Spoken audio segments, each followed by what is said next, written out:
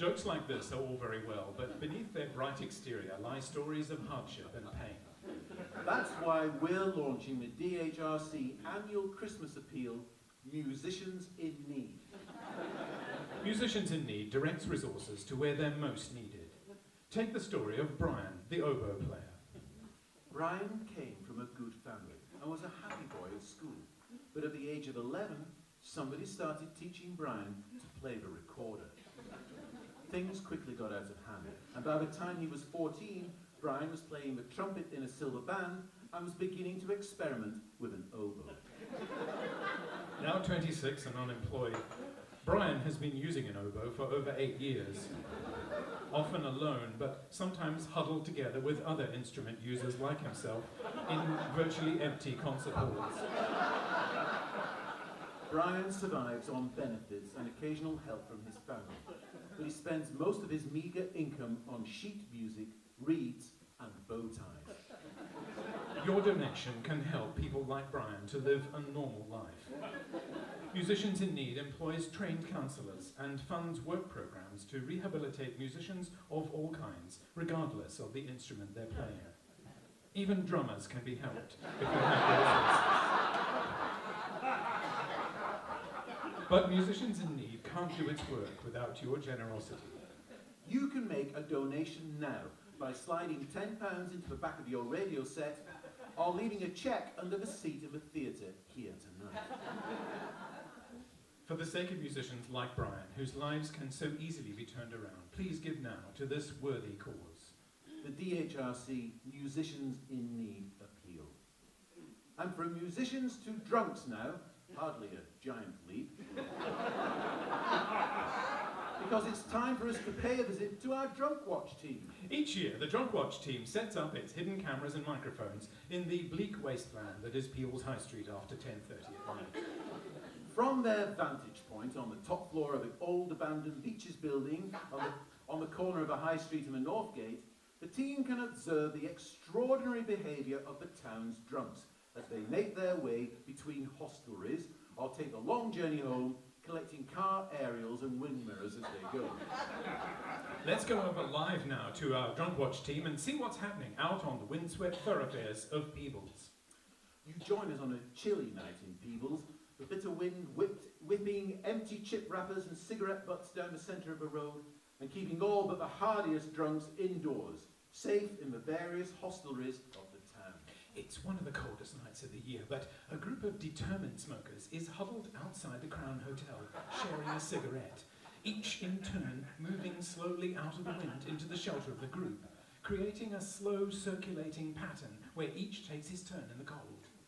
The group gently circles along the high street like a slow barn dance, in and out of doorways until it finds itself outside the green tree.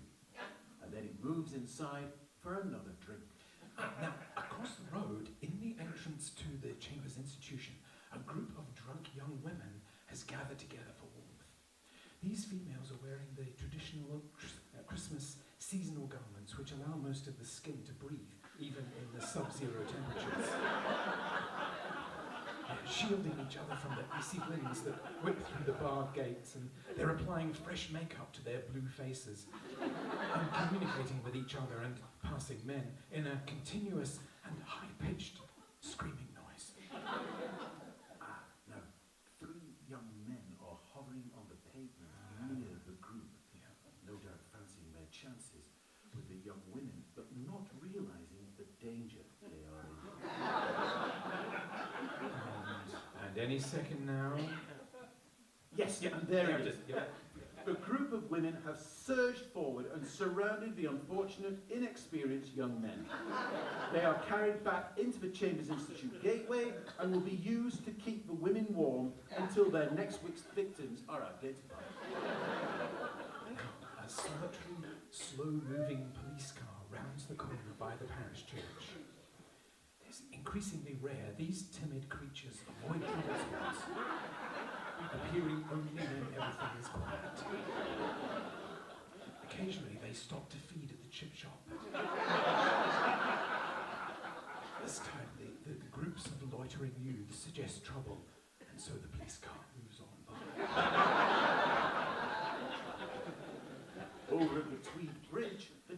temperature is -6, and our cameras have captured a rare sequence involving a small mixed group of high school students engaged in the courtship ritual of photographing each other with smartphones, being drunk and in a state of undress, and uploading the images to Facebook. The extreme temperatures and heavy intoxication and lack of any winter clothing mean that their movements are severely impaired, and yet their fingers are still able to operate the delicate iPhone screens. This is an exciting evolutionary development, and it's essential for the group's social cohesion. One of the females has just vomited in the centre of the road, and then fallen over into the pool of now freezing chunder. And her friends have gathered round, trying to get the best picture of her before she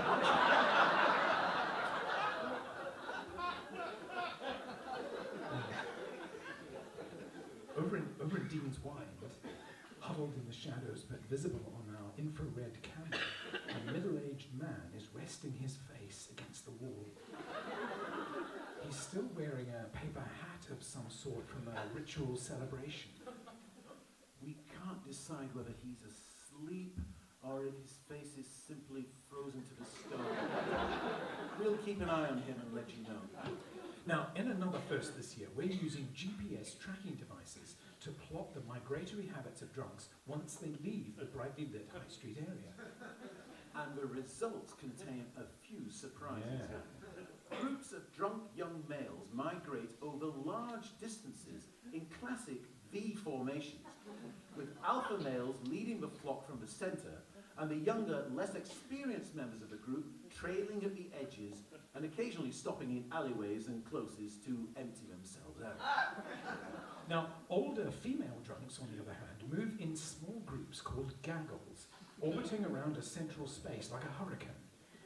These gaggles can be highly predatory, descending on taxi ranks and unaccompanied males with noisy determination and destroying everything in their path. And in the very centre of the town, in the middle of the high street, we see the Darwinian principle of natural selection in action. Two extremely drunk, middle-aged men have lurched unpredictably out into the oncoming traffic.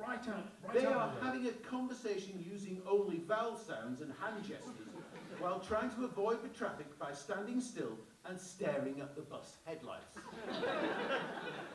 There's much more like this to see on the Drunkwatch channel, and streaming footage from our cameras can also be seen on our website and digital channel 371, but it's not for the faint-hearted. With snow forecast later this evening and temperatures dropping to record levels, there'll be plenty of entertainment to be had on the Drunkwatch channel. We'll be here throughout the night, but now it's time to hand you back to the studio.